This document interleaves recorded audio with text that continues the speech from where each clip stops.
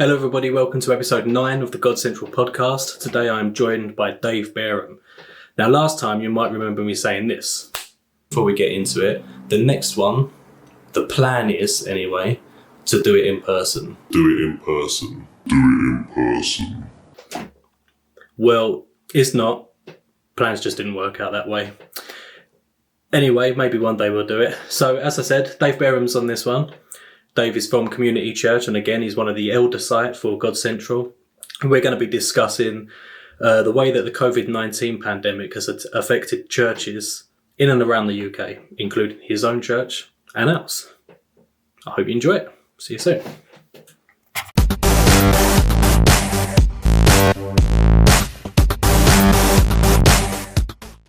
Right, okay. Hello, Dave. How are you?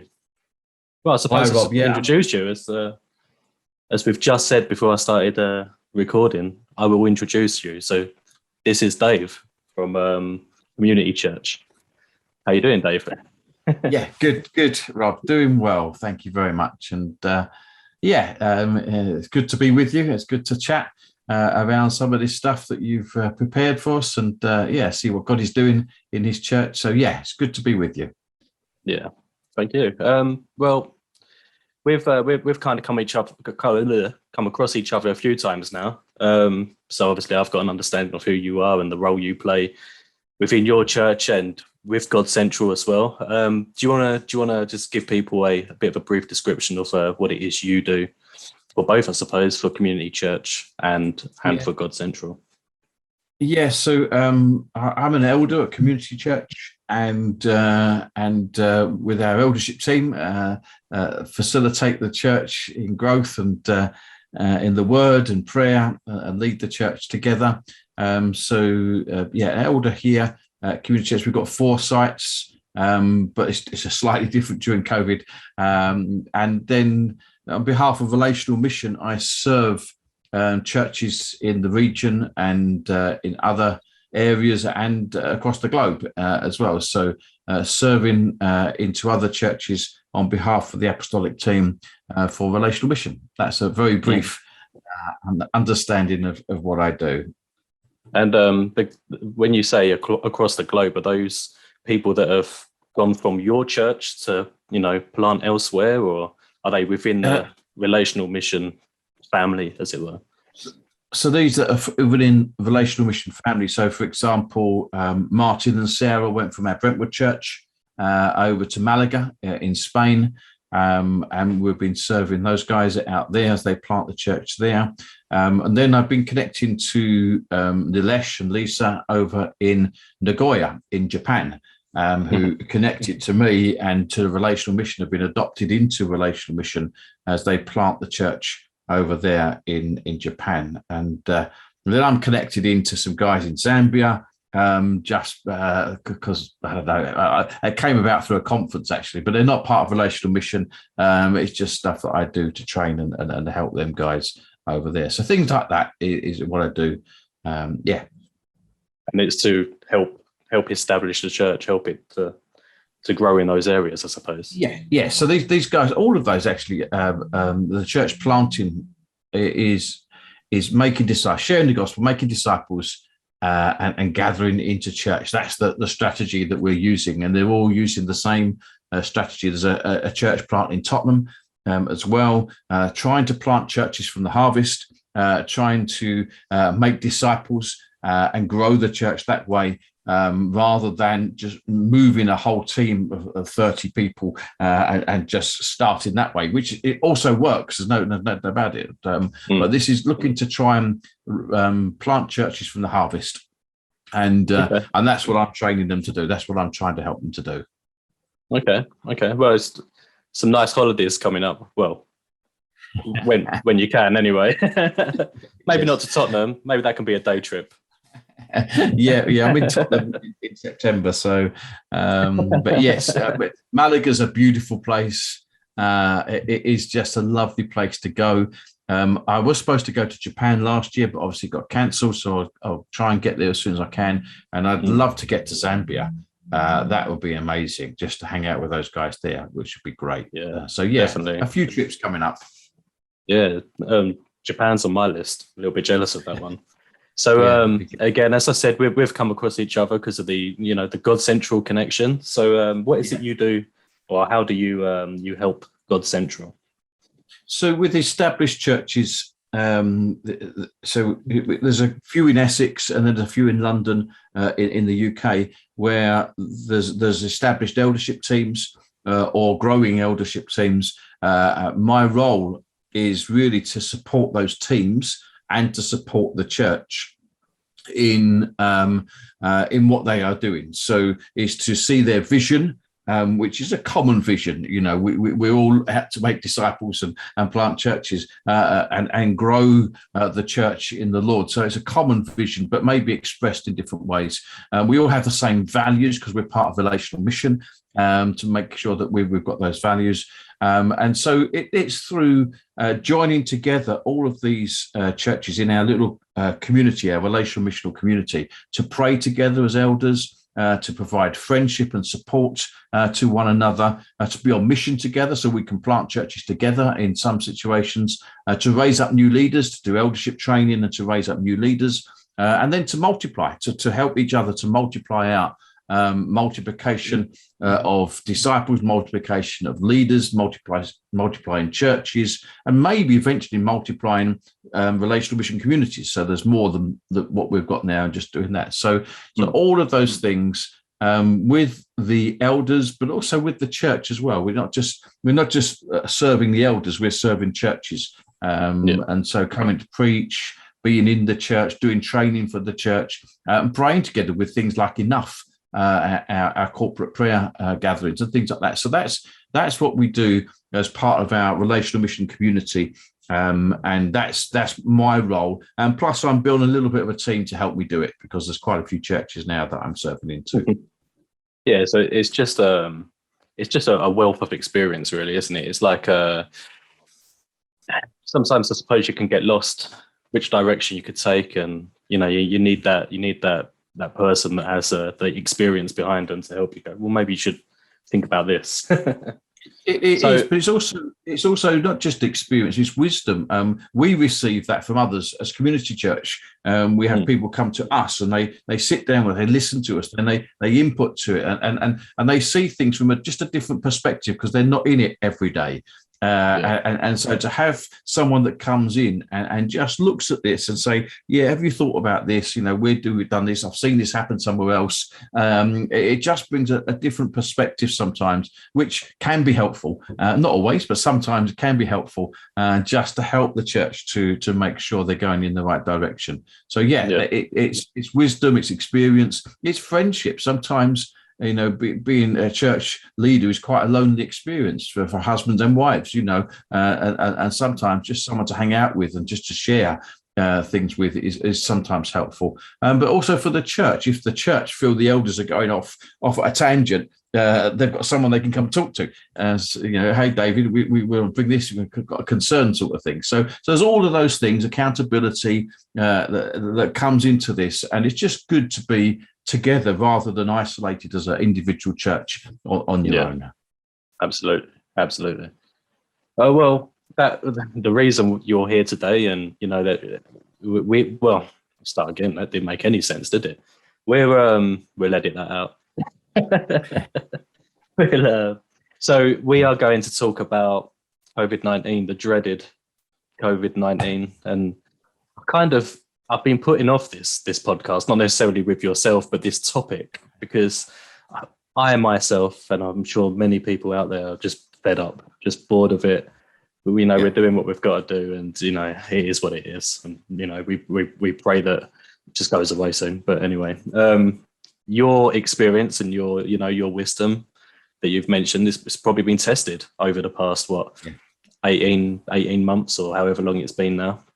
So we're here to discuss the impact, that it's had on churches, small churches and larger churches. What's happened, how churches have had to adapt and overcome those challenges. So, GodCentral we've just started meeting again within the last sort of month now. We've had, I think, 2 in-person services.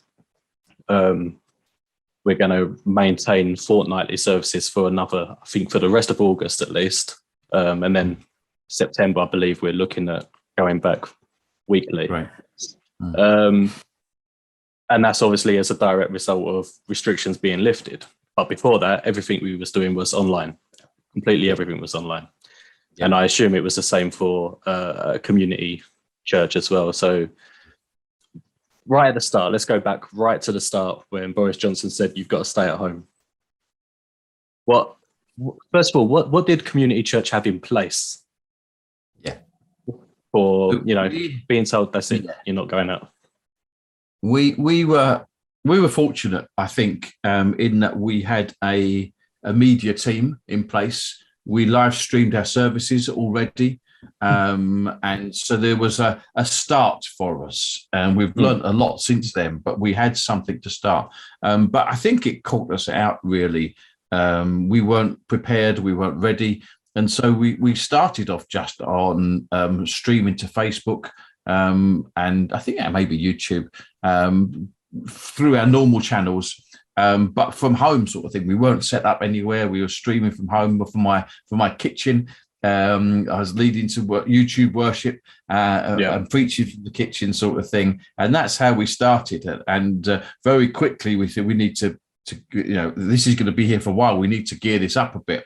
And so we're very fortunate to have guys that understand this multimedia platform. And we're fortunate to have a building as well. Most of our sites meet in schools or community buildings, but we've got a little facility over in Chadwell St Mary, which obviously was standing empty because we weren't using it at this time. And so we turned that into a studio.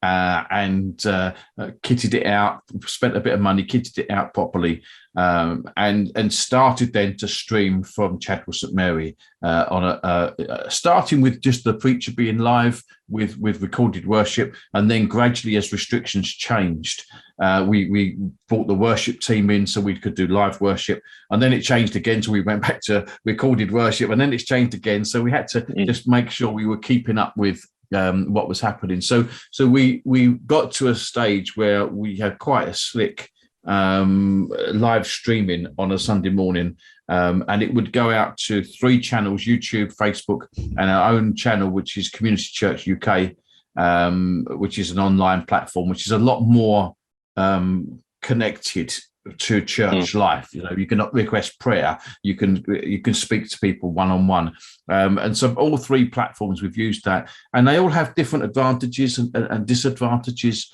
Facebook is great because you can share the link quickly, and people then can just pile in on that. YouTube seems to be the favorite one. People like to watch on YouTube, and the online, the church online platform is really good for prayer and that sort of stuff. So we carried on with all 3, and have done. And then we did that and realized actually we also need to have some sort of connection here, because live streaming is just one way, really. You get some comments in the comments section. So what we decided to do was we'd have an hour or so of live streaming, and then we would go onto Zoom to have an hour of fellowship and prayer together on Zoom. And that's what we've been doing for the past 16 months, really. Nothing much has changed. Once we got settled, eventually, then we've kept that pattern, and it's been a struggle. It's not been easy. There is definitely some things that are concerning as we've done that, and we're actually still online at the moment, and we're going to carry on all the way through August, and then we're coming back in person from the 5th of September. Yeah. Okay. And so that's how we've done it. And I know there's lots of different models that churches have used, which have been really interesting. I think it depends on the size of the church, and how the best way to connect with people has been. But we've done live stream and then Zoom. Our life groups, our prayer meetings have all been on Zoom, which has worked really well. Of course, you get people joining from all over the world, which is, again, a great thing in some ways. But now we've got the question, now what do we do? How do we connect with these guys? How do we keep in contact with them? So, yeah, that was our response, really, to lockdown. And as most churches, get online, do something. But churches that use WhatsApp only, so they have their church service on WhatsApp. I've had churches just use Zoom, and they have their service on Zoom, and we've tried to do a live stream and Zoom. So there's a real mixture of the platform that people use, but it's all been online, to varying degrees of success, I think. And I think what you said right at the beginning was we was caught out, and I think that's probably the case for 98% of churches up and down the country, including probably the big churches, Church of England, etc. I personally, and I should imagine most people, just didn't think something like this would just close down everything. Do you know what I mean? So we had to adapt, and the way you've done it is by live streaming services from a building. The way we've done it was pre-recording our services, pre-recording worship and putting it out. Yeah. And I think they're the two standard models, aren't they? You said that you know a church that was doing it over Zoom as well. Yeah. So having to, you were fortunate in that you had people that knew the technology. Yeah, definitely. And I think we were fortunate in that we've got, similar situation. Obviously, Ben is very good with that side of things as well. Creating the videos for the pre-recorded worship, the pre-recorded preaches. We had people that were available to do that, but there were probably churches out there that didn't have that. And they find themselves in this situation where they've got a whole congregation of people that they can't communicate with other than via text or phone. And then you find a disconnect, don't you? I mean, we found it. We found disconnect and people that we haven't heard from so much, in the past sort of year, just because we're not meeting. We weren't seeing each other every week. So it's a weird situation. And then, as you said, you had to. It's forever changing. The steps that the church has to go through is constantly changing. So again, we started off with the pre-recorded stuff. That was the majority of the past year and 4 months, maybe. I'm not sure exactly on dates. And then we went from live streaming as you were in Pemberley School, live streaming the service, including the worship, with some live stream issues. Again, learning the technology. And now we've got a congregation in, limited. Well, I think we're getting more in there now. Some restrictions still in place. But again, we're choosing to keep on live streaming. And that is because of COVID. Is that something that you're doing as well? You're using that, I suppose, that forced change to continue reaching out on different platforms. So I think there's a big decision for churches to make now, as we are in the UK released back to being able to meet in person. Is what do we do with our online platforms? What do we do with our online content? What does that look like? And there's different responses to that. As I've been talking to people, I've heard of some churches that have said, we've cut our online platform completely. And if you want to be part of the church, you've got to turn up. You've got to be here in person, because we're an in-person church, and that's it. I can understand that. I mean, I can talk maybe a little bit later about what it means to be in person versus online. But I think a lot of churches are trying to do a hybrid. The opportunity for people to come together, but realizing there are still those that won't want to gather together, those that have got ill health, those that right at the beginning were shielding for many, many months, are still not got the confidence maybe to come back in person. And so not only that, there are things about being online that you're reaching people that are just not possible to come to a central place. So I think there is a big case for doing something online still, which could be more evangelical, because you're reaching people that wouldn't come into a church meeting that was in person. or it could be just serving those that are have ill health or not able to get out, or people that are further away geographically, that are part of the church. So there is something about this hybrid. We're talking about Sunday mornings, really, or Sunday gatherings, which church has got to wrestle with. What does that look like for us? What does that look like for our capacity to do this? The people that we've got, and our reach and our evangelism. I think that the rest of the church life, it's a little bit easier. And I think we'll take prayer meetings, for example, corporate prayer. Our Wednesday morning, 7 a.m. corporate prayer meeting has been on Zoom, and it's been brilliant. People can just log on wherever they are. Some people are on the train going to work. Some people are at work. Some people just rolled out of bed and log on, sort of thing, and don't turn their video on. It just works for that prayer meeting. And so why change it? Why say, no, we're going to go back in person and everyone's got to come to a central place to pray? So I think for other church gatherings, the online Zoom, we use Zoom, the online works really well. And so I don't know, we haven't decided yet, but I expect our corporate prayer will be once a month, everyone together in person, everyone who can make it. But the rest of the time, let's leave it on Zoom. And maybe our life groups will be a mixture, some weeks on Zoom, some weeks in person. And so I think for the rest of church life, I think we could quite easily have a hybrid of ways of meeting, and just, elders meetings even, sometimes it's, let's just hop online for an hour just to catch up on Zoom. But actually next time let's get in person, let's pray together, let's be together. And so I think for most of church life, there will be this 50-50 sort of split. I think the big question is around our Sunday gatherings and what does that look like in this new environment, this new world post-COVID. Yeah, absolutely. I think you're right. There's where church have got to make a decision. Do they want numbers in the building or numbers watching online? And it can be a bit. We had a service maybe, probably two or 3 weeks ago, where there just wasn't as many people in there, but there was more people online watching than normal.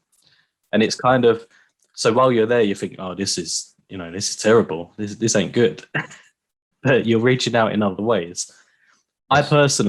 I personally find it's so much better for me meeting in person.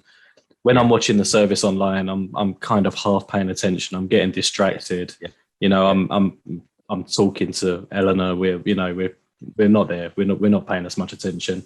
And again with the life groups, I'm not. Sorry, the midweek groups. So I don't know what your church calls them, to be honest. But life groups, yeah. Life groups. Okay, yeah. So when they're online, when they're on Zoom, I just haven't got the I don't want to say interest, because that's not the. But I think. I'm not trying to go to them as much as in person. Does that make sense? Yeah. There's something about being together which is really helpful. Yeah, and especially over Zoom, as we're using it right now. Especially so as useful as Zoom has become, I'm sure they're doing very well out of it. It's kind of like it's difficult to have those free flowing discussions with each other. Yes. Do you know what I mean? You're talking over the top of each other. When someone laughs, it cuts over the other person. So, I personally just prefer the in-person meeting. Yeah. But as you said, we have to understand that not everybody can do it at the moment, and people are being careful.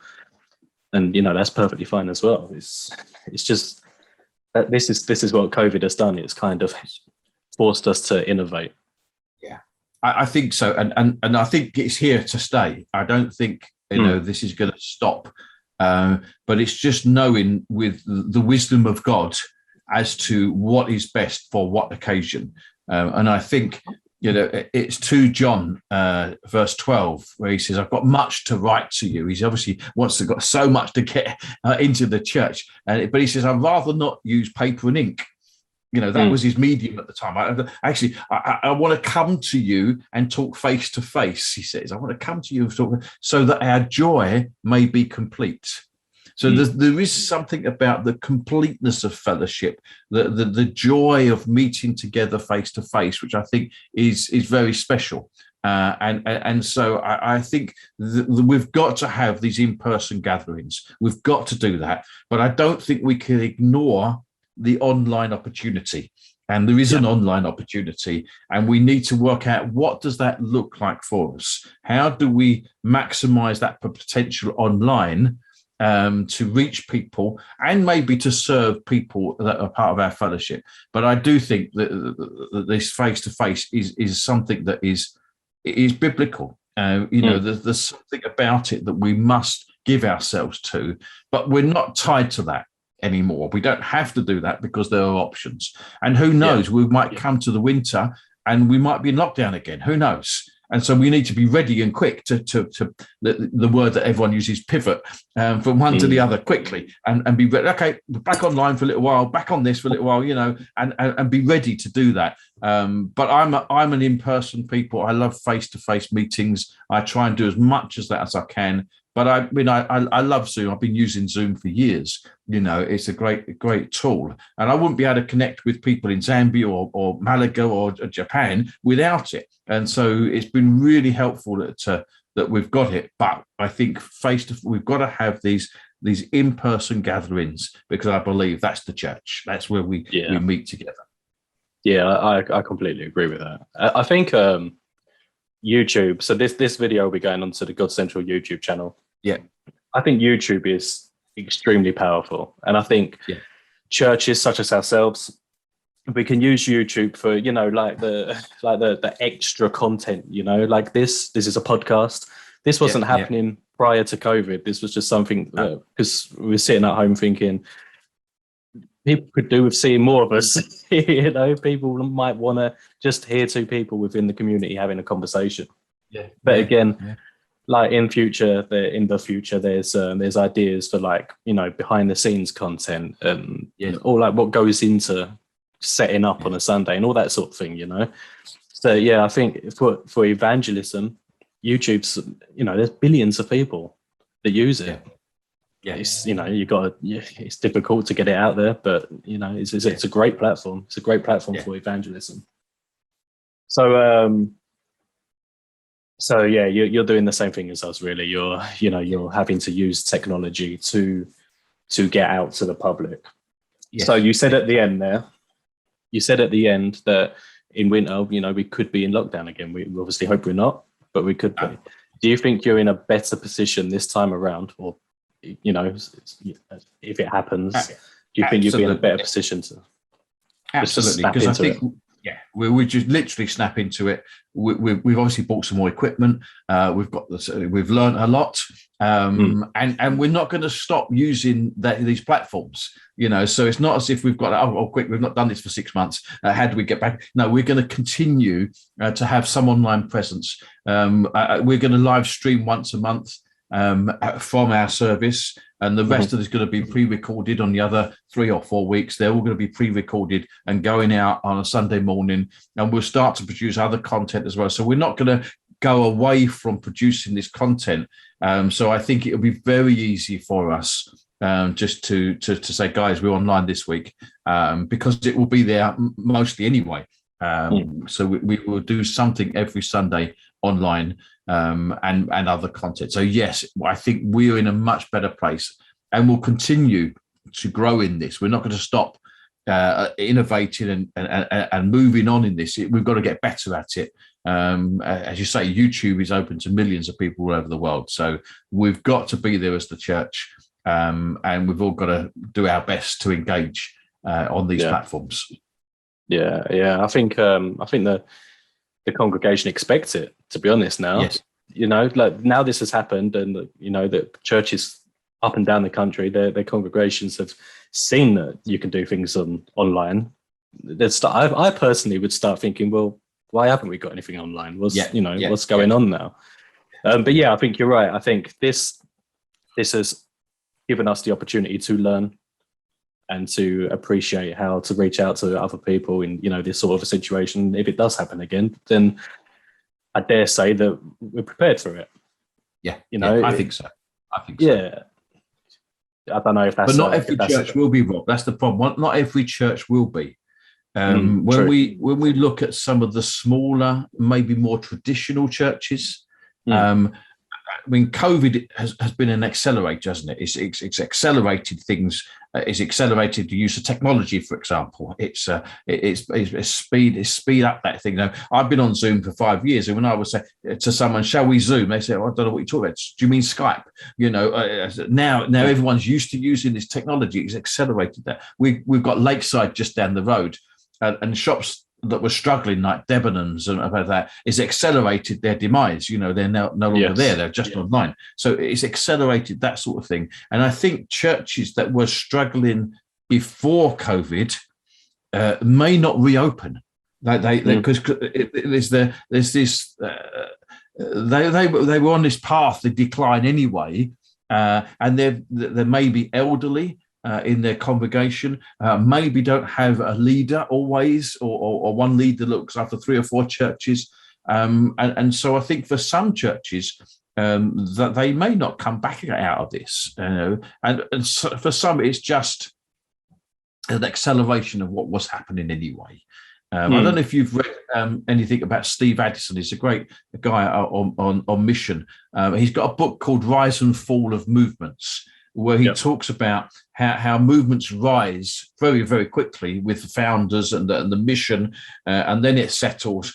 And then he says, for a lot of churches, especially more traditional churches, they take decades and decades to die because they've got lots of assets now. They've got church buildings, they've got houses, they've got wealth in the church. And if one church is failing, they might sell it, and that will keep 3 or 4 others going for another 10 years. And so the gradual death of churches, especially if they've come through a time when they've been quite wealthy, it is very, very slow. I think this has speeded that up for some. I think you're right. And so I think. Sorry, go on. Yes, so we're in a fortunate place. I expect you are, where most of our giving has been through the bank. We do pass a plate around on Sunday for those that want to give in cash, but it's minimal, really. But for a lot of these traditional churches, that was their income every Sunday as they passed the plate around. That's where the giving was, and of course they weren't meeting to pass the plate around, and so their giving just stopped. So financially there's a big challenge, where we believe in the priest of all believers, so everyone gets involved, and everyone, we need everyone here, and everyone turns up and gets doing something to make it happen. They work with a vicar or a priest, and it's all on one person, and so there's a different way that we have been understood what church looked like. So I think it's been really helpful in this time. But churches that have been relying on 1 or 2 people and plus an older team sort of thing that not had the technology, I think they're going to struggle. And at the moment, I'm just reaching out to some of the churches that I know. So can we support you? Can we help you? Because I know there's going to be hard for them. But for some, it's just accelerated that decline. Yeah, when I think of my previous church, it was a Church of England church. I always sound like I'm slating my old church. I actually enjoyed going there. I was there for a long time. It's just in the end, it just didn't fit for us. Do you know what I mean? So we come to GodCentral. But when I think about that church, the members of the church were probably, I want to say, 60 up. Yeah, Ellen and I were probably the youngest people there for a good 5 or 6 years. There wasn't anybody younger than us. There wasn't anybody within 20 years of us even. And then and that's another thing, isn't it? Where we're fortunate in the church we're in at the moment, in that people understand the technology.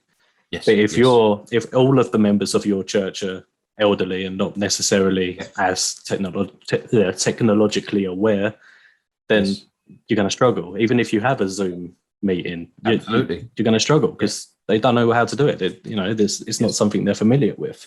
So one word I really wanted to throw your way and see what you think of it is reformation. Now, obviously, we saw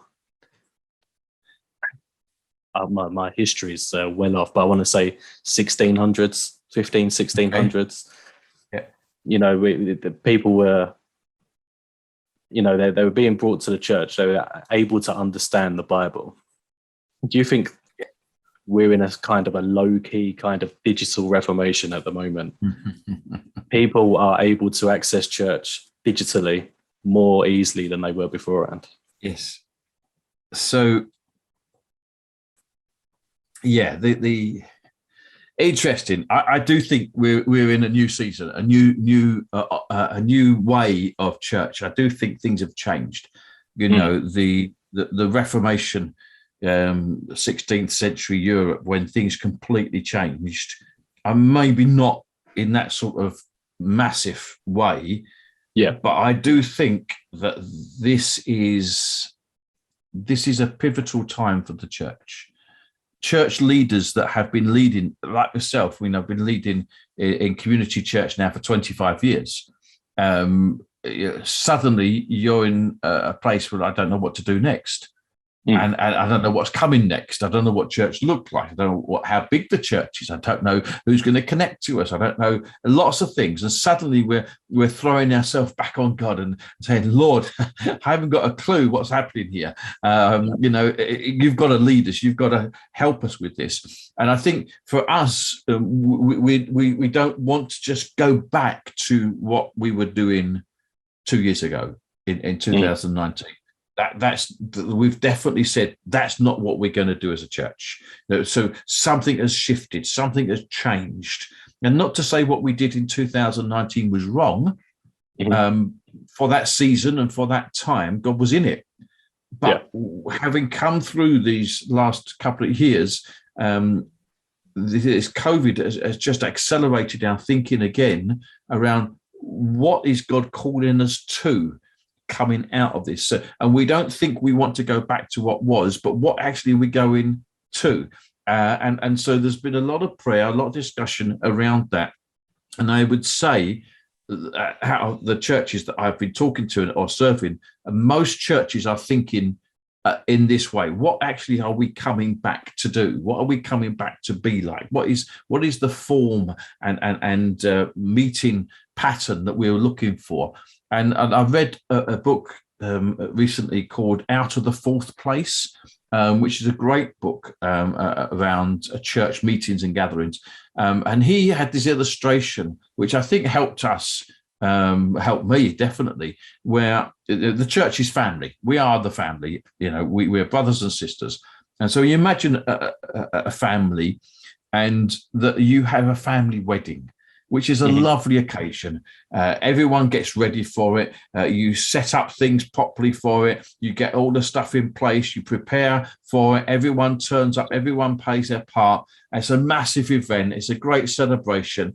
And you go home exhausted, but really happy that it happened. And then someone says in the family, let's do it next week again. And we have another big wedding next week. And then every week you've got this great big wedding going on. You think, hang on a minute. I'm exhausted by this. Why are we doing all this every week? All I want to do is hang out with the family and have a normal family meal, for example. And so I think that's what we were doing.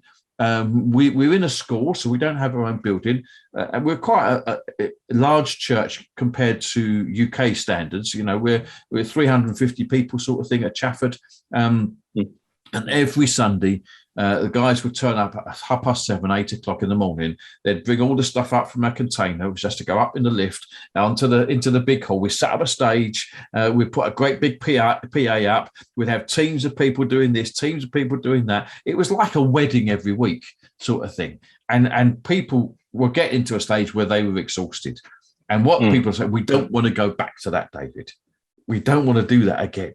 And so rather than have this big setup and this big wedding every week, if you like, what we're going to be doing and trialing really from September is once a month we're going to have a big celebration.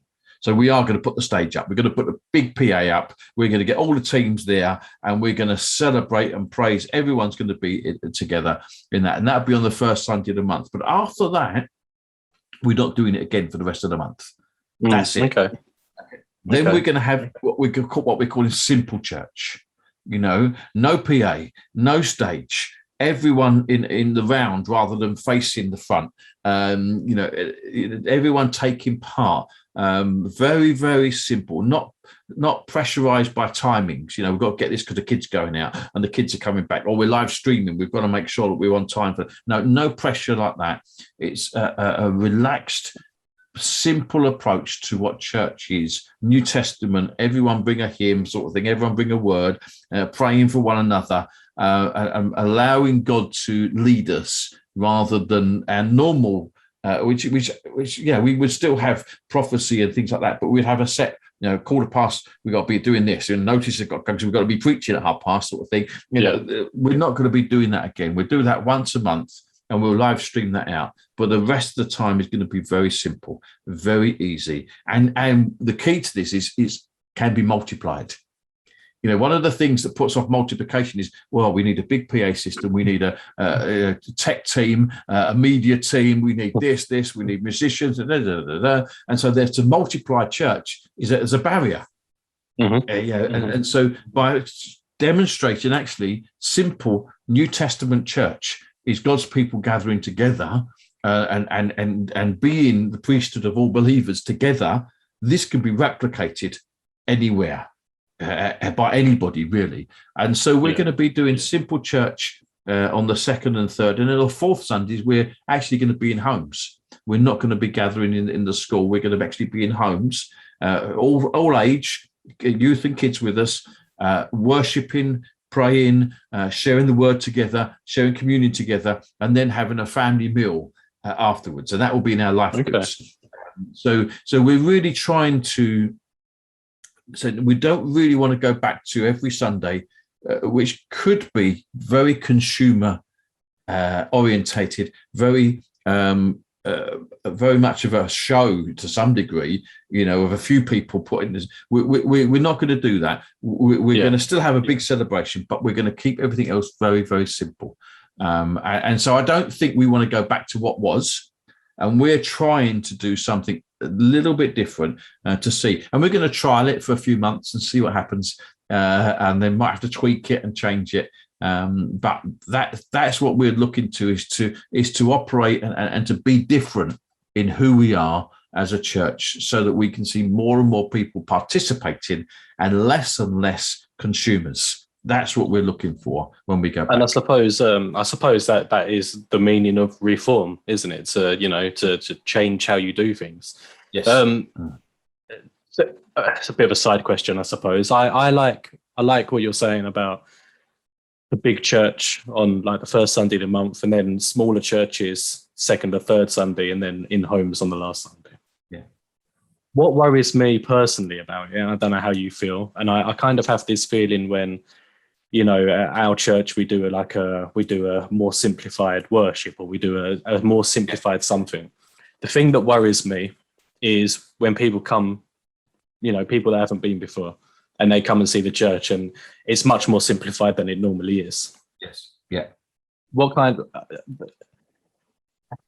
again, this might not be the right thing to think, but what's the impression that they're getting? Do you know what I mean? Yeah. Are we serious? Are we taking it seriously? Yeah. So I don't know if you have the same concern or. Yeah. To be fair, I haven't got a clue how this is going to work. We've never done it before, so you might be right. There's always this concern about new people coming into the church, and my experience is some people will not go near a church of 350 people anyway. That's too big. Church, not going to go. Not going to go. Okay. Others will connect very easily at home. So into the home group, you can bring them into the life group on a Sunday morning sort of thing. Actually, we're meeting as a church. Why don't you come along? And they'll be much more comfortable there. There are others, however, that actually, I'm not going to somebody's home. I'd much rather go and sit at the back of a 350-seater church so that I could just hide sort of thing at the back and just see what's going on. They'd be. So I think for different people, there's different things. And for me, it's not about what we are doing in much as whether we've got a big worship band, a choir, PA, or whether we've got a guitar in the corner strumming away, trying to help us keep a tune. I don't think it's about those things. For me, what I would love to see is whatever our container, if you like, it's the presence of God, it's the move of God, it's the Holy Spirit being present, whether we're meeting in homes, whether we're meeting in a simple church, whether we're meeting in the big celebration. Is God at work here? Is God moving in this gathering of his people? Because I believe if anyone comes into that, then God will meet with them, no matter of anything else. Some of the best meetings I've been in where we've seen a move of God, we've had no music at all, nothing. We're just there and waiting on God. And so I do what we're hoping is this mixture of opportunities means that we've got opportunities to invite people into things that might suit them. Some will be very comfortable coming into home, others won't be. Some will be very comfortable coming into the big celebration, others won't be. But we've got opportunities for that. But the biggest thing for me is whatever we do is God present.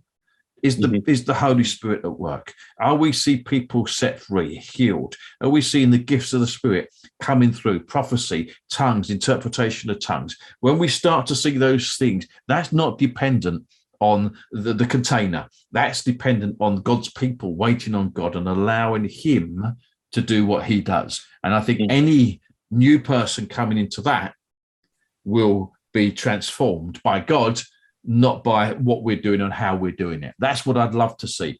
But it's a great question, and we need to be very aware of that. It will affect people in different places in different ways. Yeah, it's always something I think about when I say when I don't know why I said I say then when we say that we're going to do something a little bit more low key. I always think, what are people going to think? But I suppose if we're doing it low key, but it's still, like you said, God's present, and it's still like as good as we can provide, I suppose, in that format. Then it shouldn't be a problem, really, should it? Should it? I don't know. So again, Rob, are we providing something for people to consume, or are we bringing them into the presence of God so that they can connect with God as well? So the danger of saying make sure we're doing things the best that we can, so we're providing something good, is that actually we're providing a service to people rather than facilitating them meeting with God and meeting with his people and opening the way for God to move and meet with them. And so I agree. We don't want to be shoddy. We're not going to be, second rate in the things that we do. But I think we've put a lot of emphasis on production and not much emphasis on presence. And I'd love to see more emphasis on, is God in this? Whether we're in a home, whether we're in a park, wherever we meet, is God here? Because I do think that when we see God at work, people will just come to be part of that. And so I'm not saying we should do things second rate or anything like that. We want to do the best for God. But when it starts to concern us, what are we producing here? What are we providing for the people? We start to get into a place where we're encouraging consumerism.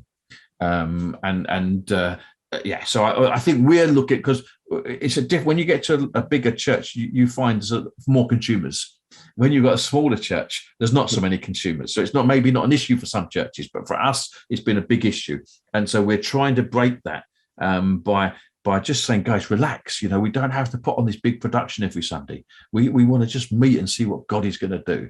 Let's just chill out and enjoy God, rather than trying to produce something every week. It took kids work. With kids work, it would take 20 helpers, youth work, another 10 helpers there, teams, to set up, move the chairs, put the PA out, do the multimedia, a worship team, a welcome team, a hospitality team. When you add all that up, you've got about 80 volunteers on a Sunday morning. And it's just crazy, and I expect we'll still need some of that. We're not going to not welcome people into church. We're also going to provide tea and coffee sort of thing. But we just want to relax, guys. Let's enjoy God And so we're trying to do something a little bit different, and we'll see. Talk to me again in November, and I'll be able to report back on what it looks like after having done a couple of months of it. So we'll see. We may have to do that. We may have to do that. I don't think people understand that the operation of setting up on a Sunday morning, especially for a smaller church that isn't in their own building. Yes, you know, when you're in your own building, you've got all your stage set up, and you've got your laptops and all your sound stuff at the back.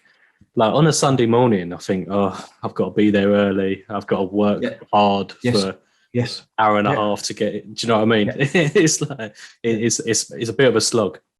What was I going to say before that? What was we just talking about? I've completely gone blank. It's good, isn't it? So we were just talking about the reform, church reforming, changing into something new. And I don't think it's new. It's New Testament. Let's get back to what the Bible's. Are we really the sort of New Testament church that we should be? You know, so that's what we should be looking at. Before we get back into that quickly, I was wondering if my school of thought, where like you've got to put on a performance, whether that comes from the larger churches. You know, I went to one a couple of weeks ago. I won't, you know, it's unfair for me to name names, but it's, you know, it's a massive thing on a, you know, we're talking about a church with thousands of members every Sunday that are turning up, multiple services, and they do a good job. You know, they do a really good job. Yeah. But that is a big undertaking. What they go through every single Sunday is a massive, massive undertaking. And I think for a smaller church with a smaller congregation, it just isn't, like, especially now, it's just not, it's not possible. It's not possible. You need multiple teams of people to be able to do that, you know. So that's not to say, Rob, that these churches that are doing that, mostly in cities, let's say they're mostly in cities and they're popping up in cities. I'm not saying that's wrong. I just feel for us specifically, we want to look at something different. We can't compete with that. That's one of the things online. I met someone and said, "Hey, I've not seen you join us online." "Oh, no, we're listening to another church on Sunday mornings because they're much better than you." And they are. I mean, there's no doubt about it. They preach better. They have got better worship. They've got better videos. They're very slick. There's no that we can't compete with that, nor do we want to try. But what we want to do is to say, how can we be the church that God has called us to be? You know, and for me, can we keep it that we can know the presence of God? Can we multiply this quickly? Can we see the priesthood of believers all working together in this, not just a few on a stage? And that's where we're going, and to try and engage the church in worship and in the mission of God in this new season that's ahead of us. That's not to say other churches that are doing something different, you know, they've got their own buildings, I expect, or they've got a big budget and they're able to do that. Absolutely. And they reach people that we can't reach. And some of them reach young people that we would never reach that, you know. And actually we send some of our young people, get up to that church in London because you'll love it. You know, we can't do that. Go and hang out there. And so I think we need to understand that God is using all of these things in different ways. But we're just trying to do something very simple, something easy, something that we can multiply in the next town and the next town, and gradually grow the church in that way. Yeah. And an observation I made, and again, it's not to criticize at all, but an observation I made was where this particular church is so big, the lack of fellowship and the lack of community, because it's people in, people out. Do you know what I mean? Yeah. Whereas, borrowing my laptop. Whereas, you know, the smaller churches are able, you're able to talk to each other easily. Do you know what I mean? You're not being ushered out of a room to get in your car because they need to clear the car park, for example. Yeah. It's easier to do fellowship, and it's easier to do. I mean, your church is called Community Church. It's easier to do that whole community thing, you know? Yeah. Okay. So, I mean, we'll start wrapping it up because we're, 56 minutes in, give or take. Yeah. Okay. But I think really what we've come out of this podcast and what we've learned from it is that we're in a place where we've been given an opportunity to learn and to adapt and to, you know, change how we do church, probably for the better. and create new avenues for other people to come to God, I suppose. I think so, and I think the learning curve, which would have taken years, has been speeded up. We've accelerated our learning as a church. We're much more savvy with this technology, and we're using it. Zoom has been brilliant for me. Connecting with people all over the world has been absolutely wonderful, and it's been great. I connected with some guys in Zambia, and just on Zoom, their internet is a little bit dodgy, but I connect with them and I train them. And they said to me, David, how can we get the internet to the villages? They haven't got internet there. How can you train them? I said, I'm not going to. I'm training you. You go to the villages. That's your job. That's your job. But I couldn't have done that even without Zoom.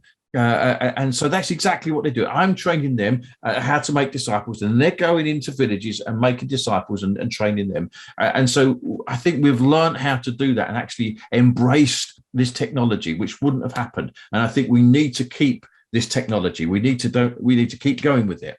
But I think we've also realized that actually in person, face to face, the fellowship is absolutely essential for the church. And we've got to get back to that. We've got to embrace that. We've got to work on that and encourage others to do that so that we can be the church, the local church. We believe relational mission is about the local church, and we believe in that. And we want to engage in that and make sure that we get back into in-person gatherings while embracing the technology that's there for us. But there's nothing like gathering together with God's people in God's presence. It is the best, and it is the way that God intended it. And we must make sure that we have really good gatherings of God's people. And it may not be every week. Some weeks it might be online, some weeks it might be in person, but we've got to have those in-person opportunities for the gathering of God's people going forward. We've got to do it. Yeah, I completely agree. I think it's really important. I mean, I've said it a few times, again on the podcast, but like the one thing I really missed was that gathering of people. And when we started to meet up, and it was just the guys doing the like the multimedia, the worship team and whoever was preaching, I was happy. I still am happy, don't get me wrong, but I was happy because I was there with other people and I've got an opportunity to do church. Whereas before that, and I was at home, I was like, oh, okay, I'm not interested. I totally agree. Totally agree. Yeah. No, well done. Yeah, that's good. Right. Well, I think we'll wrap it up there. I think we're coming on to an hour now. Yeah. Thank you very much for thanks for coming on. I really enjoyed this one. Yeah, definitely. Definitely. And I'll have to come along to community church one day. I'm always over that way. Costco. Yeah. Maybe we'll do a catch up in a few months to see how things are going and do it. Yeah, again, definitely. Yeah? That's a good idea actually. See if anything new has come to the table. Yeah. Yeah. Great. All right. Thanks, Rob. Thank you. It's been good. Thanks for coming on, Dave, and remember to comment, like, and subscribe. See you later, Dave.